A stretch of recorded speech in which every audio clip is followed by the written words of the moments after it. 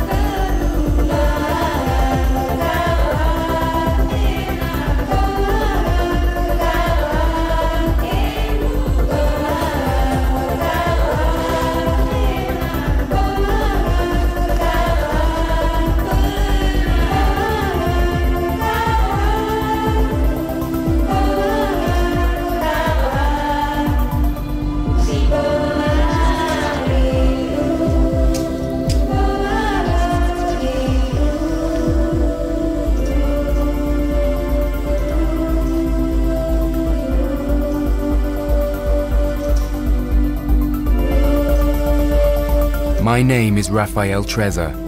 I'm a musician and filmmaker. I'm going to spend the next 3 months with the Penan tribe of Malaysia. My journey begins in Kuala Lumpur.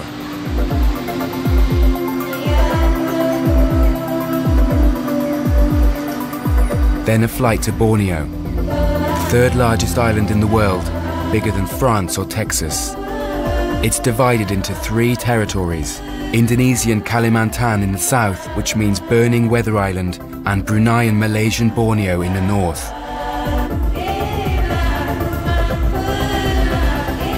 From the air, I catch a glimpse of what the palm oil industry has done to this country.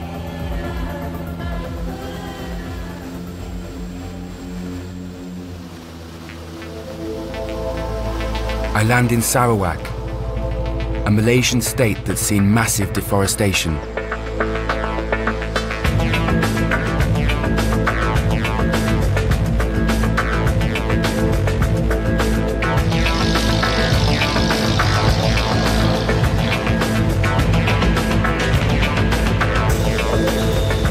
A land where activists get killed or disappear.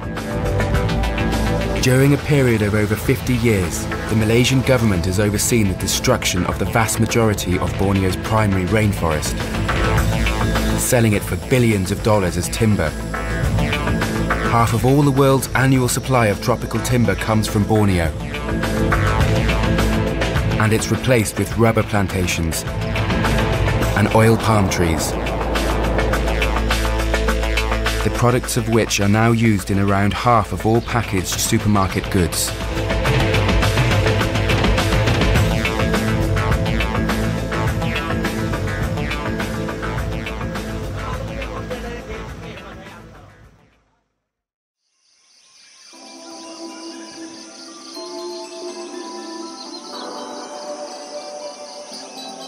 Very few national parks have been created in Sarawak to protect what is considered to be the oldest and most diverse ecosystem on Earth.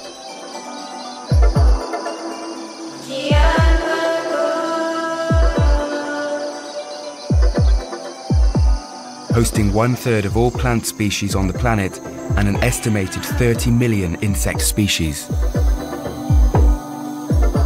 Less than 10% of Sarawak's primary rainforest remains intact.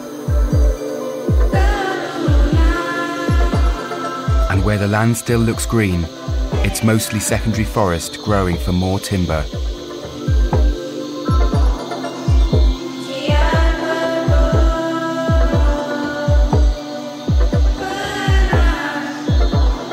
The forest grows back so densely that it's no longer habitable for the biggest and most endangered species like the orangutan and sun bears.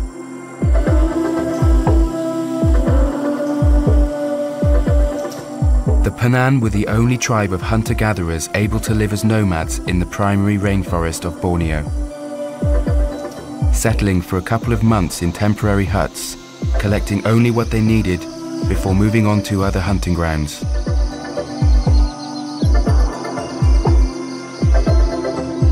A peaceful, good-natured people The 15,000 Penan who lived here didn't stand a chance against the powerful logging companies supported by a mafia state government.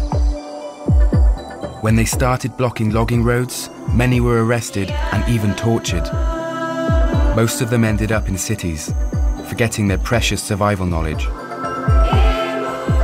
Today, only a few families have kept their traditional way of life. But as crucial space is missing, they're forced to live part-time in camps and villages.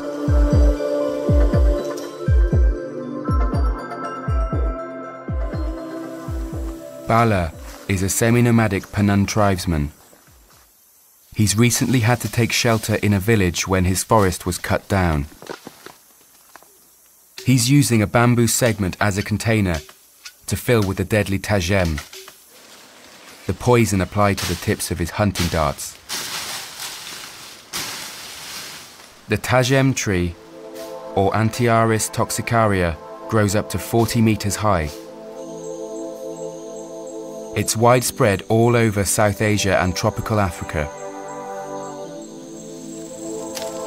In its raw form, the sap is deadly when it enters the bloodstream, causing lethal cardiac arrhythmia. But through a special refining process, the Penan make it even more powerful.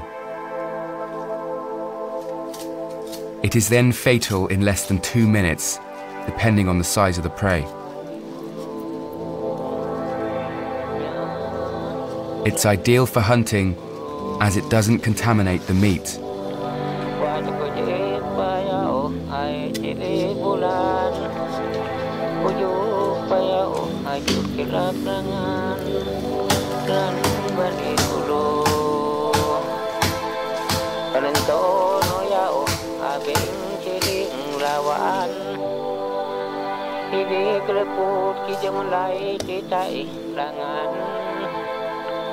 The Penan rely on foreign trade to procure iron in return for resin, animal skins and handicrafts.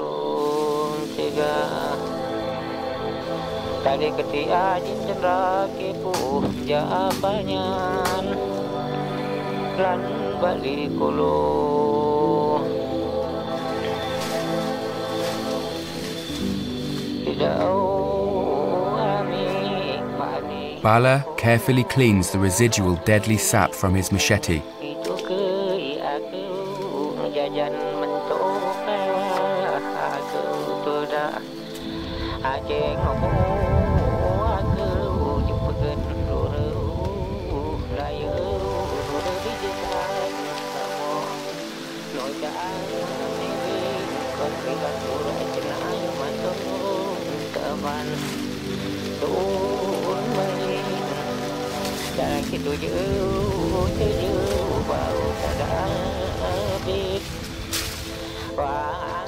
Bala pours the harvested latex into a pot made of dried leaves. These pots are also made from green leaves for boiling water and cooking meat. He's careful to heat it at just the right distance from the flame to avoid boiling the sap. As night falls on the forest of Borneo, many species risk leaving the safety of their burrows.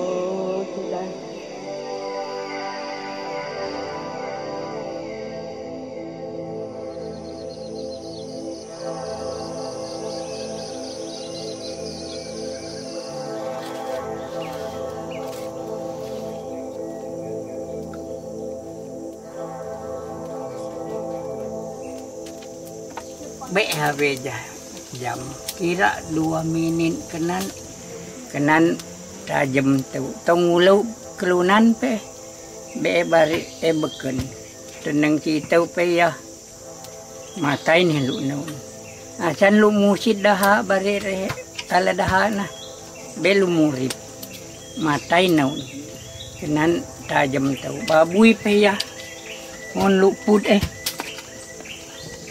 itu buat anak babuy. Itu kecil ni tahu pegak temen itu awah tong babuy be murid matai makin lah une situ pe putui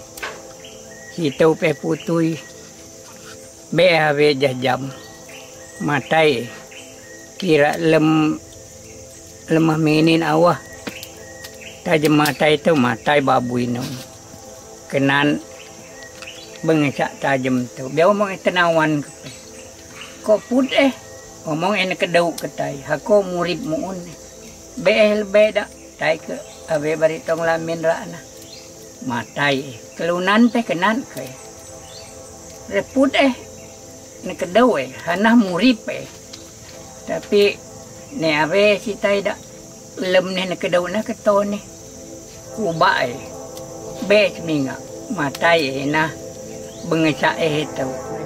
To make the poison even more powerful, the Penan follow a special recipe.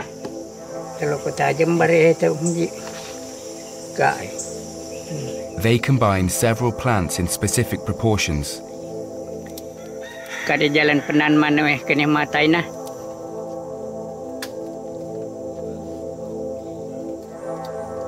The darts are then coated in the poisonous mixture, dried by the fire, and are ready to use. Richard is a sedentary Penan. He was born 10 years after his family was forced out of the jungle in the 90s. He works in a nearby national park.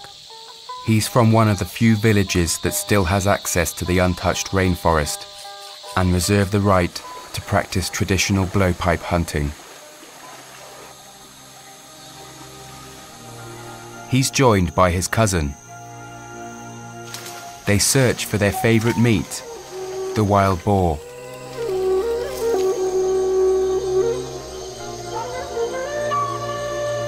It's become harder to find due to human activities around the border of the park. Blowpipe hunting is a matter of stealth and patience. During the day, every animal is on their guard.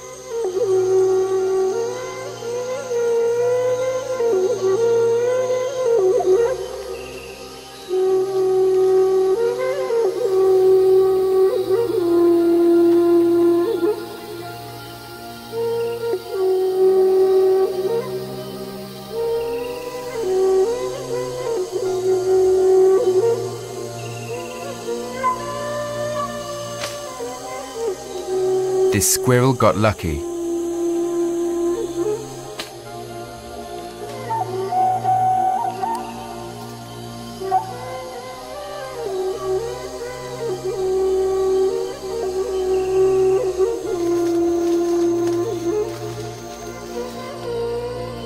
Richie has found some bamboo shoots. They'll provide a vegetarian meal for tonight.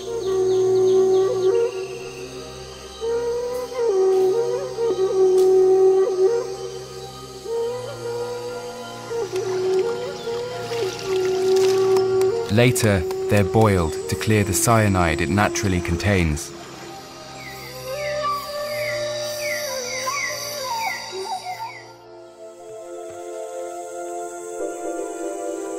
The rivers running through the national parks are clear and free of pollution from logging, which erodes the ground and makes the water muddy.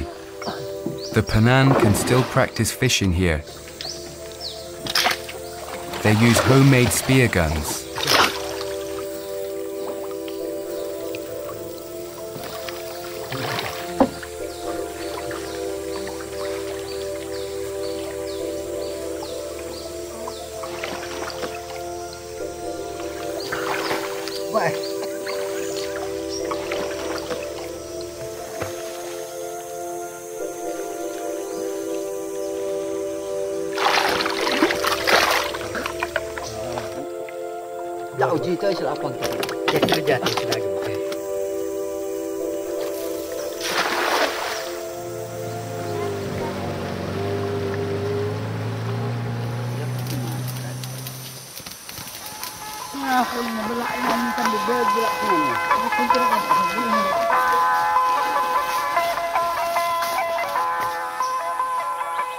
They also fish in swamps using bread.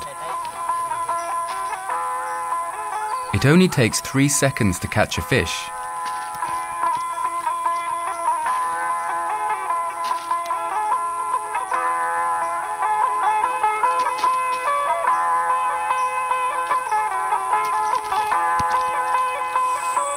Now it's my turn to try. I got one.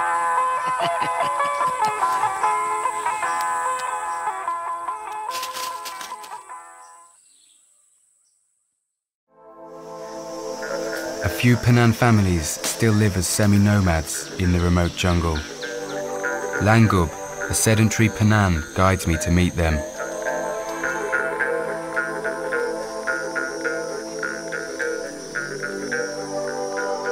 He needs the help of a Penan couple who live on the way.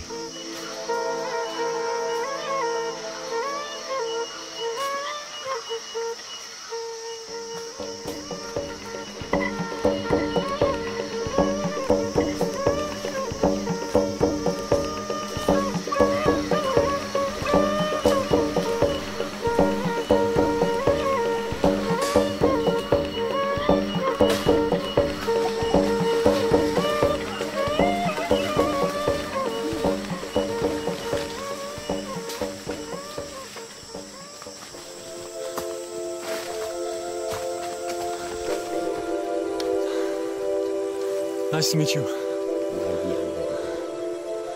We arrive at a camp built with the help of some sedentary Penan to facilitate meetings between the nomads and their relatives who have left the forest. Saya lives here a couple of months a year. Nice to meet you. With his 2 sons, Tion and Ajay, his wife, and his 2 daughters. The Penan keep female names secret to outsiders, so they remain a mystery. For lunch, there's rice, turtle, and a mix of tapioca flour the Penan call naun, which tastes like water.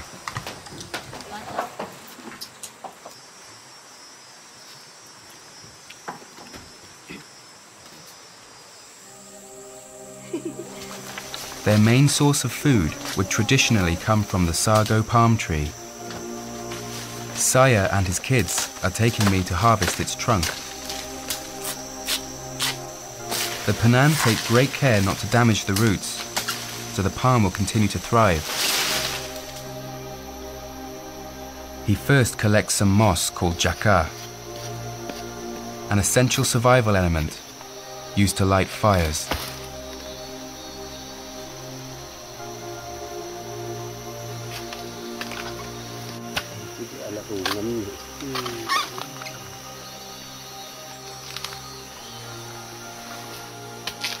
The palm heart is typically made into a nutritious, non-perishable flour, but it's also eaten raw.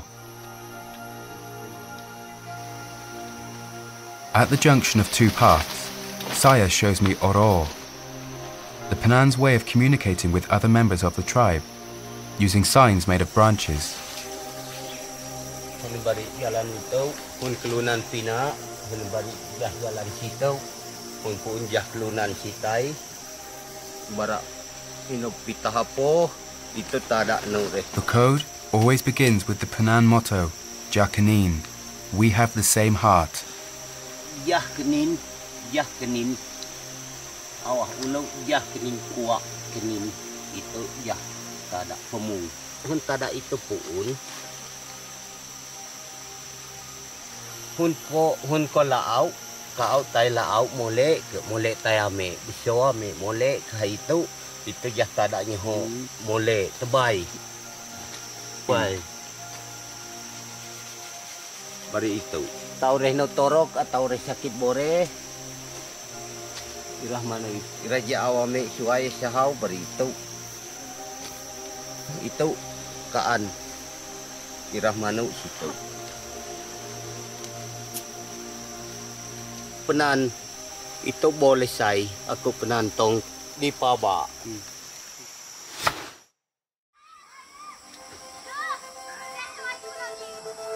In the few villages bordering reserved areas, the Penan have been offered jobs in the national parks and are allowed to hunt in untouched regions of rainforest.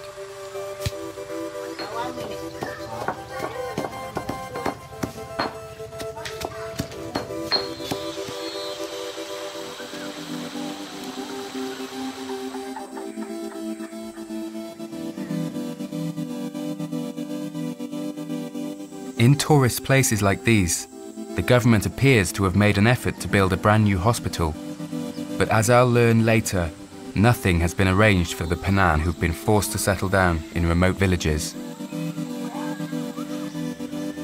Like most tribes in Borneo, Penan families share living accommodation called longhouses.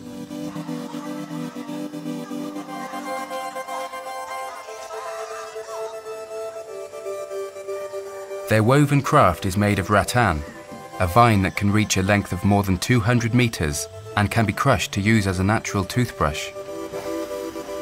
It's now being replaced by plastic. The Penan used to be animist, worshipping the forest spirit called Balai. Like most tribes in Borneo, they've been Christianized.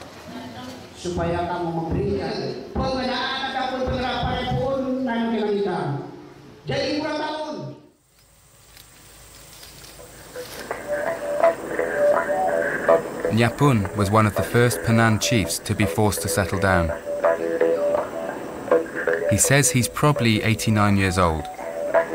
The Penan used to live in the present. The canopy would hide the sky so they couldn't count moon phases or years. He's gathering fern shoots and tapioca leaves for lunch.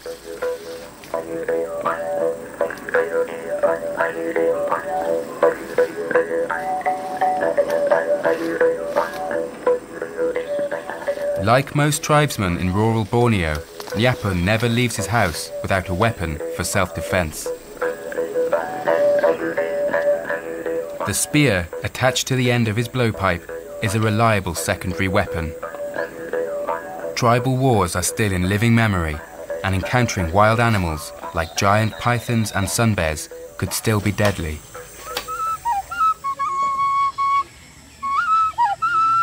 Nyapun's second wife plays nose flute.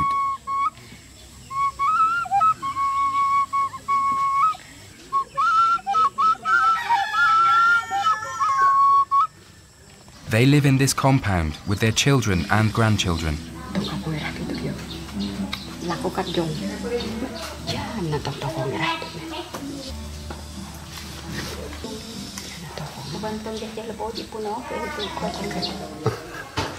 This fruit tastes exactly like cinnamon. Magat hinup magat. Cuma dia cakap dah situ lah. Uban melah lebih lah memang ke situ lah, malah dah situ lah. Tapi pengaruh lakau tu cahaya pita seluang pita dekat pengumuman itu uban Ame daw pelakaw da tu sana ame uban me. Ino pe pelakaw me ino pe penitah me tam tanak kai.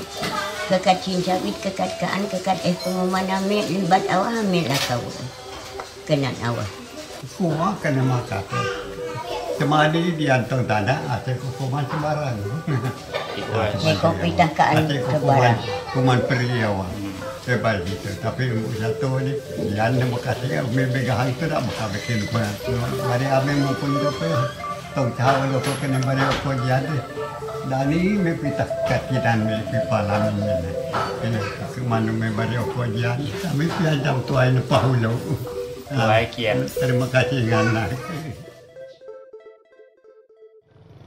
Two villagers guide me to a remote Penan camp at the end of a logging road.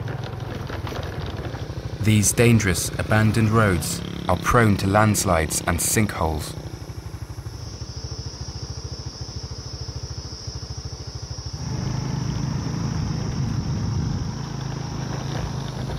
A few pockets of primary rainforest were spared from the chainsaws.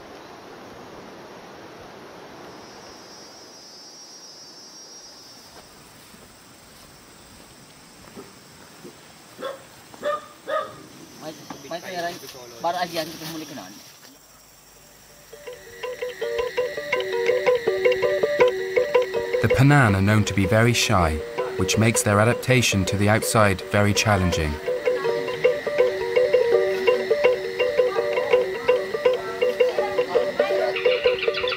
The villagers have a hornbill as a pet.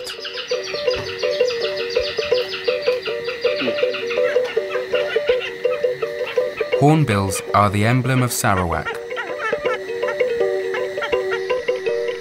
Many different species exist all over Asia, like the great hornbill, here filmed in Cambodia.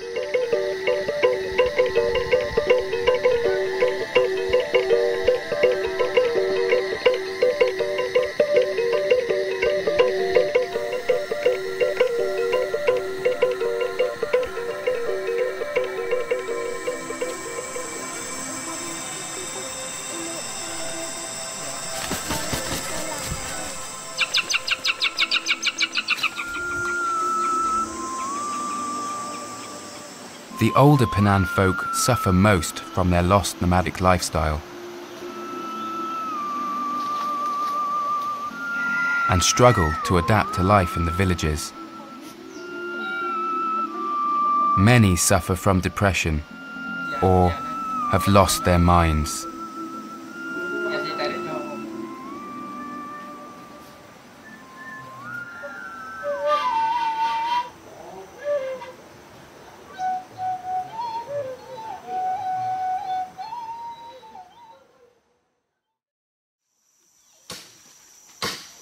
I'm back with Bala. He shows me how to make Penan bark cloth. He cuts a beripun tree.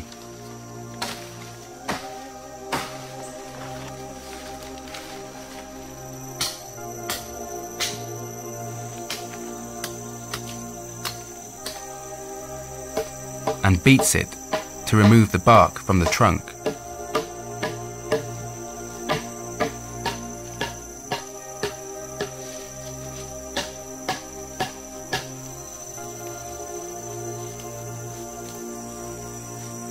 The Penan use over 1,500 names for plants. Most of them are used in their ethnobotany.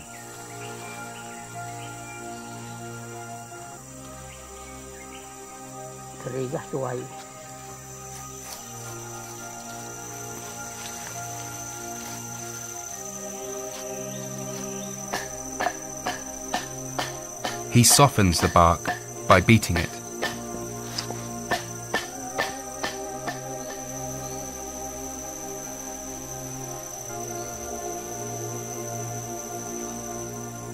These were the traditional loincloths, until cotton replaced them.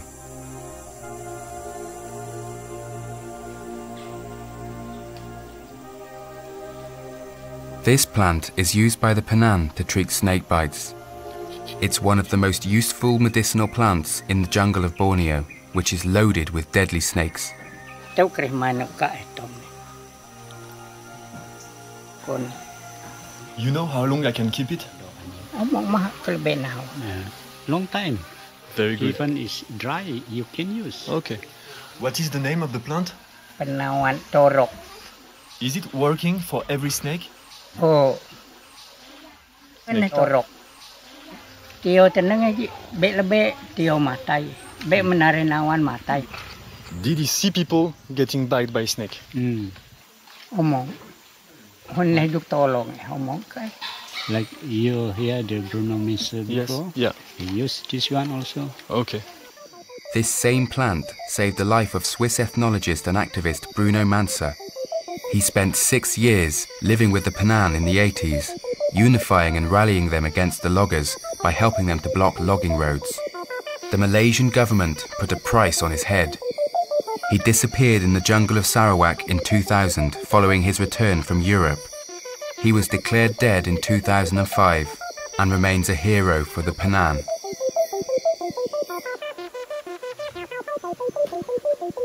Though I hope I won't need it, I decide to take some for the rest of my trip. Thank you.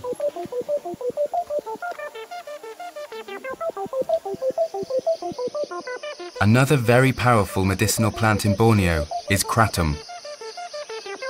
It's known to treat opiate and alcohol addiction.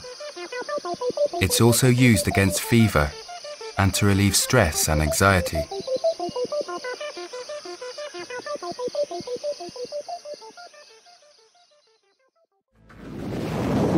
I now travel to the south of Sarawak, near the Indonesian border, to meet the Iban, who are known as the headhunters.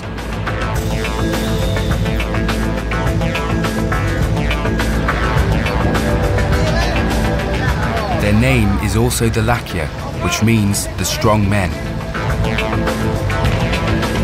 They used to practice headhunting on other tribes, including Penan.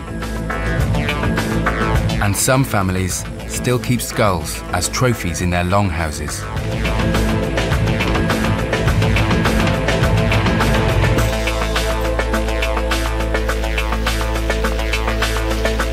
The Iban don't use blowpipes for hunting, opting for regular guns. Even though headhunting officially ceased a century ago, the Iban are still remembered as merciless warriors. And guides still advise against entering Iban longhouses without invitation. Traditional. Thank you. Okay. Hai tua. Okay, just family gathering. King lah. Nice. Look at here. Say hi first. Hi. What's your name? My name is Rafa. They're famous for their tattoos. Ketan bitit. Urko lemot. Tegak. Lemot tegak dah nah. Okay, cool. Lemot tay. Ukir ko. This we call it ukir ko. Tattoos represent an important life event, like becoming a father. For the first head taken, a tattoo is made on the hand, the Entagulun.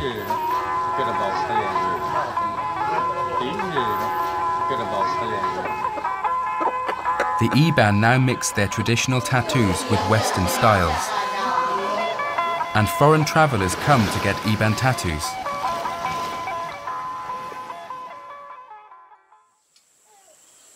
At Saya's camp, the family is preparing for a trip through the jungle.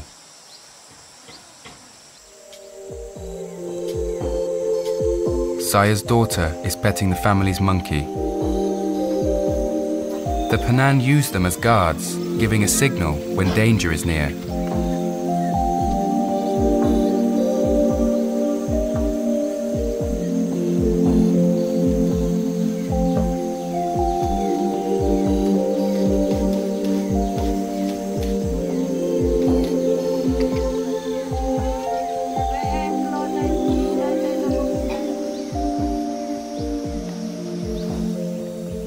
The family prepares to build a camp en route to their next living place.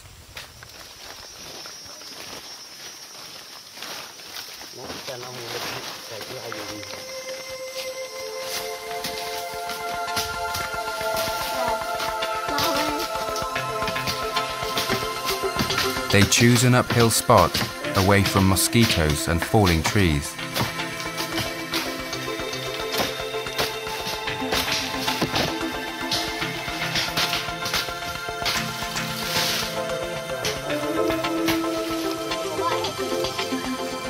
Under such changeable weather conditions, they must be able to build a rainproof shelter in under an hour.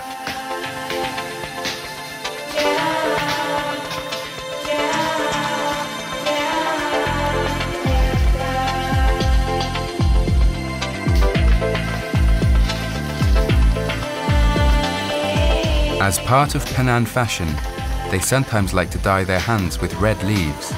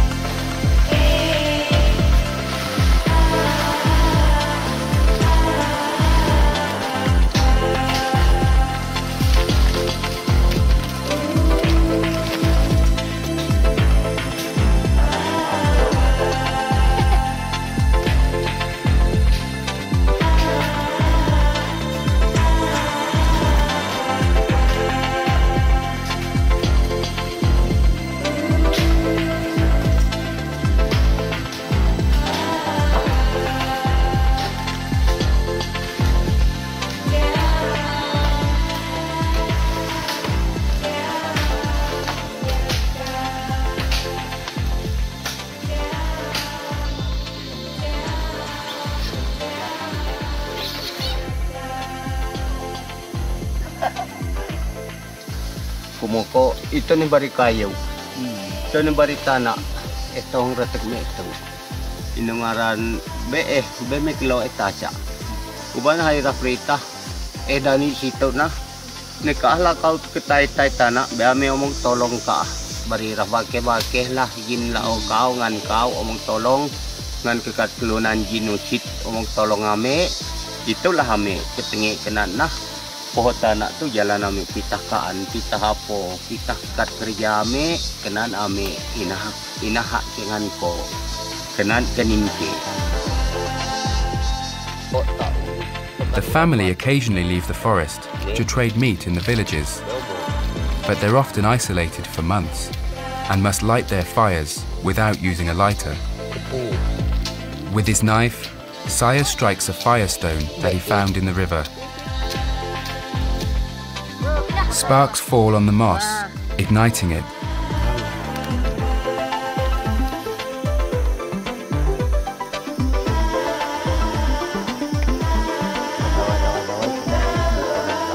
More moss and a bit of cloth help the flames grow.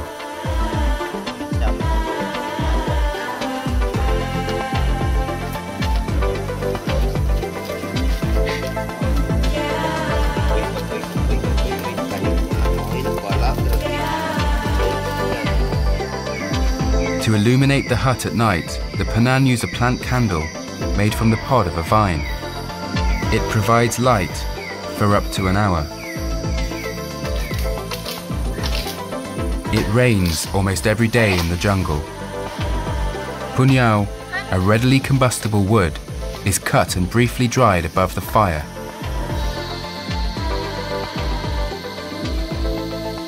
Tion is making Penan forks, or atip, some versatile and effective cutlery, which are easy and fast to craft.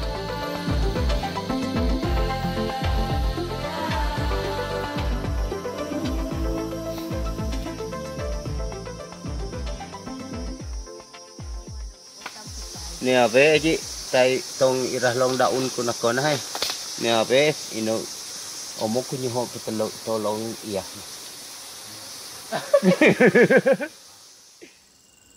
I leave the nomads to meet a displaced community at the center of Sarawak. There's no public transport, so I decide to hitchhike.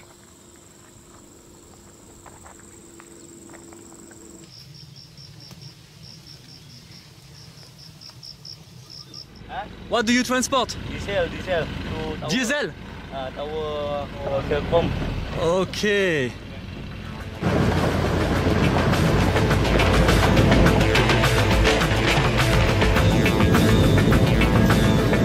village is hours away from any other camp, and I'm traveling next to 2,000 litres of diesel.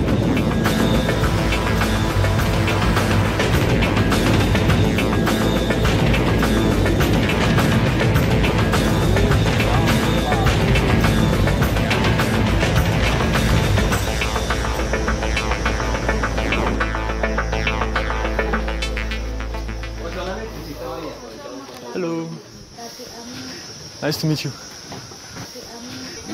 Hello. I come with a present. The book written by Bruno Mansa.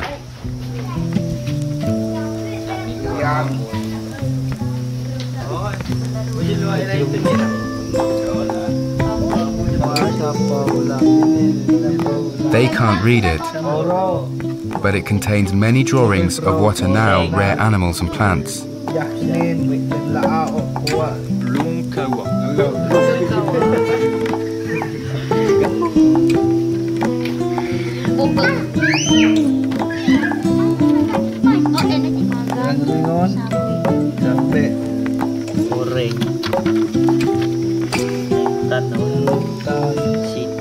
This book, Bruno Mansa.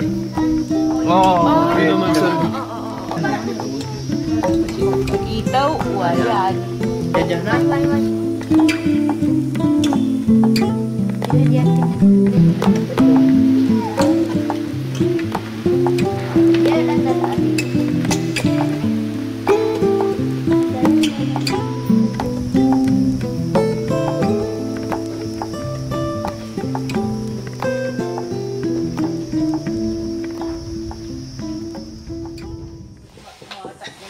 Some villagers are preparing their blowpipes for hunting the next day.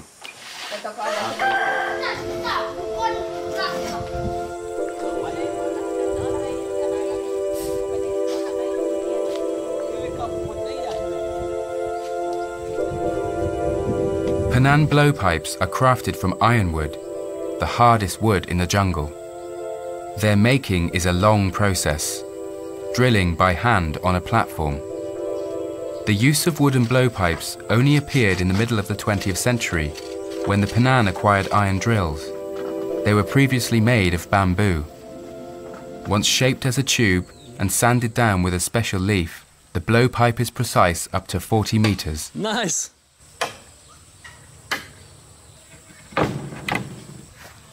Nice job. Tribesmen in Borneo have developed a very distinctive style, combining modern outfits with traditional survival gear and jewelry. High socks help protect against leeches. They wear rattan bracelets and wild boar tusks. Apart from an unused room presented as a school, the government has done nothing for these families, in the hopes that they will eventually migrate to the cities. The head of the camp wants to talk to me about the situation here.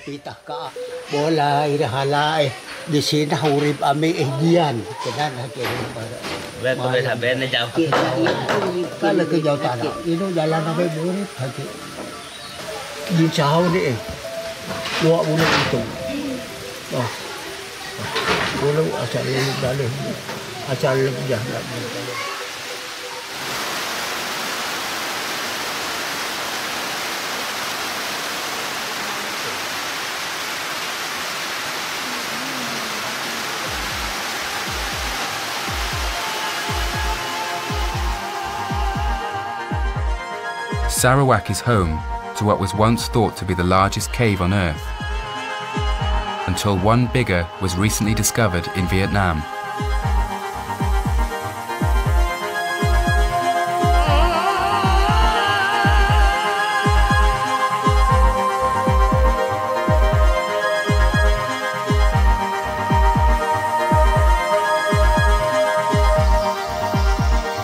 $3.5 million bats make their home inside. Every evening, they leave the cave in search of fruit and insects.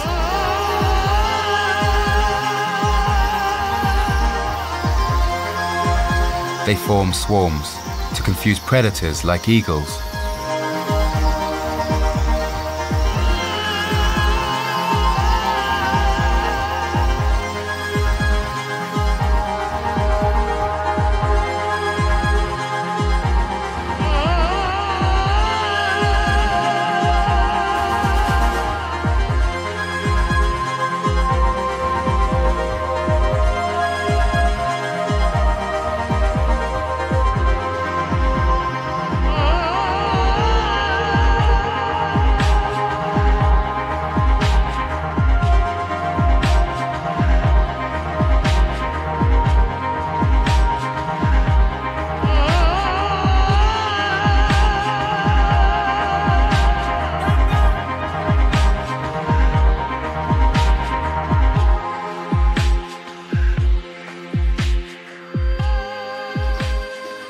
After nightfall in the camp, the families gather to watch the only kung fu movie they have.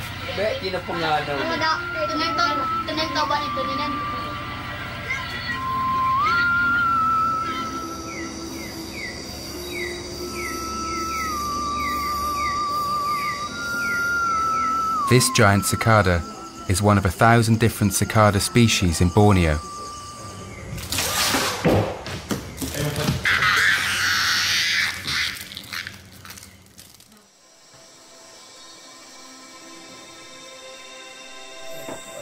In the morning, the village kids get ready for hunting.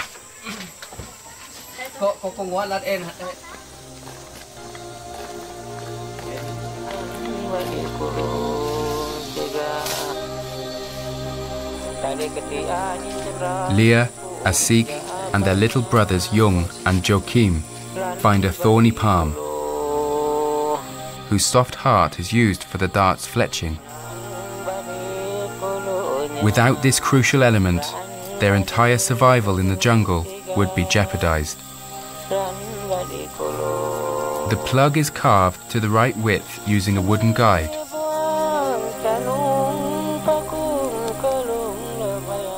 Lupa aja. Tenang hari. Oh, hari bebe boleh pasik ikat. Mana harus pasik.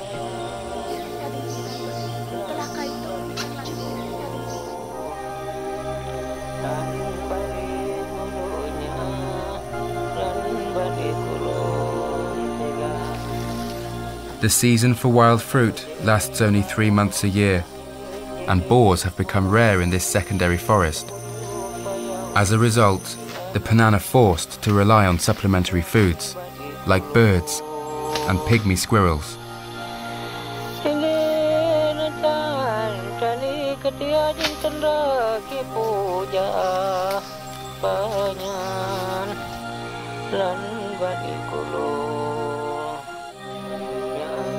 Asli lah, asli.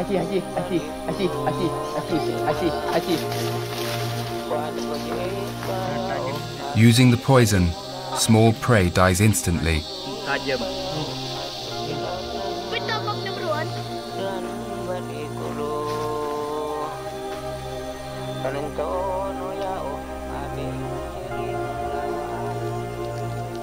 Jung has found a plant used by kids as hair gel. Stingless bees come to drink on our skin.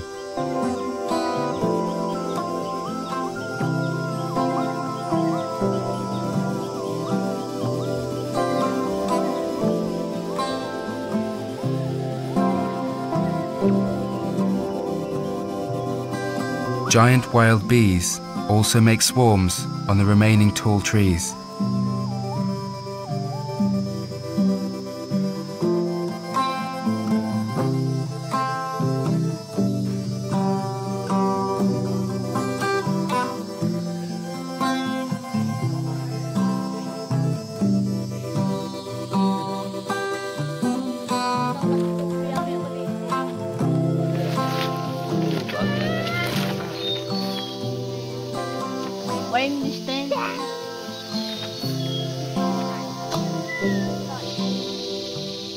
The Penan use a distinctive tongue clicking to express surprise and approval.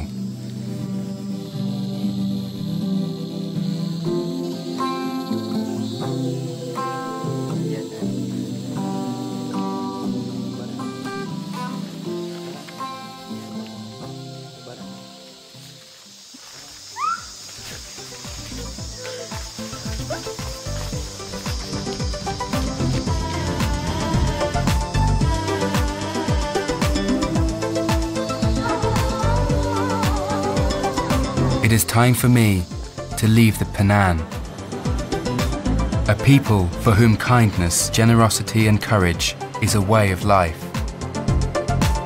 Their ingenuity and the elegant solutions they employ to thrive in some of the most challenging and complex environments must not be lost. All of humanity could benefit from Penan knowledge of plants and their understanding of nature. One day, the tables will turn, and the wealth of every country will be defined by the nature they hold. When that day comes, the last Penan families living in the wild may have left the rainforest, along with all their secrets.